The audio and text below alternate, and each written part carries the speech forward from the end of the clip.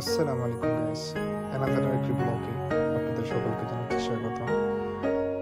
আজকের ব্লগটা হচ্ছে সাকুরা নিয়ে। জাপানে দেখতে দেখতে সাকুরার দিনগুলো চলে গিয়েছে প্রায় অলমোস্ট, আর 1 থেকে 2 উইকের মধ্যে সবগুলো ফুল পরে একদম ঝরে যাবে। সময়ের অভাবে ফুটেজ নেওয়া হয় না, ব্যস্ততার মধ্যে দিয়ে সময় কেটে যাচ্ছে। মাঝে মধ্যে খুবই সুন্দর কিছু ভিউ পাই, খুবই সুন্দর, যেটা আসলে এক্সপ্লোর করার মতো টাইম পাই না আমরা।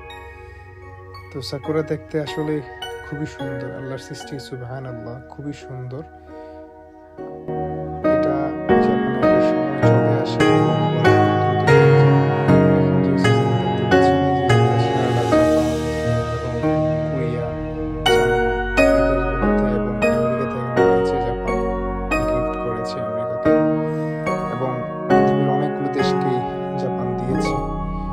এবং জাপান ছাড়াও পৃথিবীর অনেকগুলো দেশে রয়েছে সাকুরা ফুলটা, খুবই সুন্দর। সুবহানাল্লাহ, আল্লাহর দুনিয়াটা কত সুন্দর।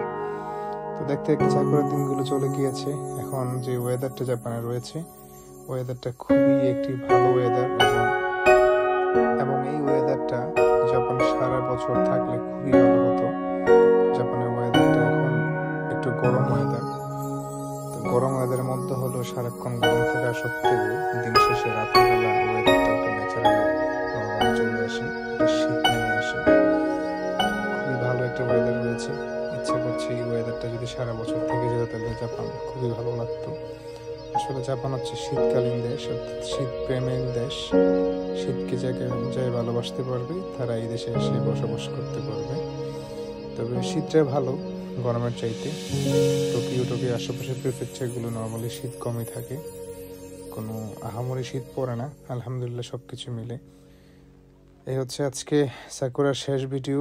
দেখা হবে নতুন আরেকটি ভিডিওতে ইনশাআল্লাহ, অ্যানাদার ব্লগে।